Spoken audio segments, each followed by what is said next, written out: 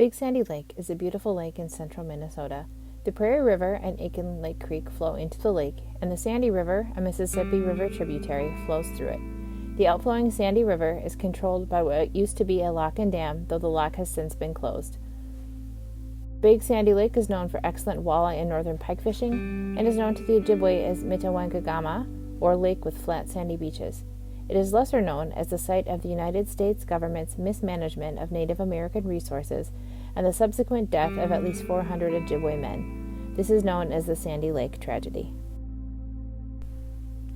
In the treaties of 1837 and 1842, the Ojibwe ceded 23 million acres to the U.S. government in return for annuity payments in the form of cash, food, and other goods, and they would retain the rights to hunt, fish, and gather on those territories. Annuity payments had been distributed at Madeline Island, an Ojibwe ancient homeland, since 1837.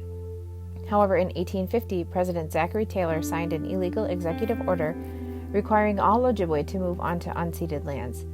Evidence also suggests that there was a financial benefit to the Minnesota Territory to move the Ojibwe out of Wisconsin and Michigan. The Ojibwe would spend their annuity cash in Minnesota, and their presence would provide economic opportunities to open Indian agencies and schools. The Lake Superior and Upper Mississippi Ojibwe were told to arrive at Sandy Lake by October 25, 1850, in order to receive their annuity payments. 4,000 Ojibwe gathered on the shores of Sandy Lake, but the Bureau of Indian Affairs agent John Watrous wasn't there. The rations that were waiting for the Ojibwe were spoiled, and it wasn't long before the men began to die of measles, dysentery, hypothermia, and starvation. Watrous finally did arrive on November 24th, but without any money. In order to secure partial rations for the Ojibwe, he negotiated with local traders who inflated their prices.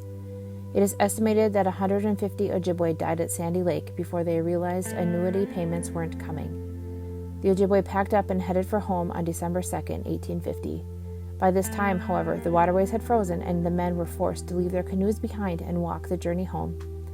Estimates suggest another 230 or more Ojibwe died on the way back to their homelands. They vowed never to leave their homelands again. Even though the removal order was rescinded, Watrous and Ramsey intended to forcibly remove the Ojibwe again the following year. In a letter to Alexander Ramsey on September 22, 1851, John Watrous said, "It is my intention to delay making the money in payment of the present year to the Chippewa of Lake Superior until after navigation closes, which is done to throw every obstacle in the way of their returning to their old homes." The collusion of Watrous and Ramsey proves that the Sandy Lake tragedy was no accident, but a calculated scheme to push the Ojibwe out of their homeland. The story of the Sandy Lake tragedy remained largely untold for over 100 years. In October of 2000, a memorial was built on the shores of Sandy Lake. The Mikwendagozaweg Memorial stands as a remembering place for the tragedy that occurred on the shores of Big Sandy Lake in the fall and winter of 1850.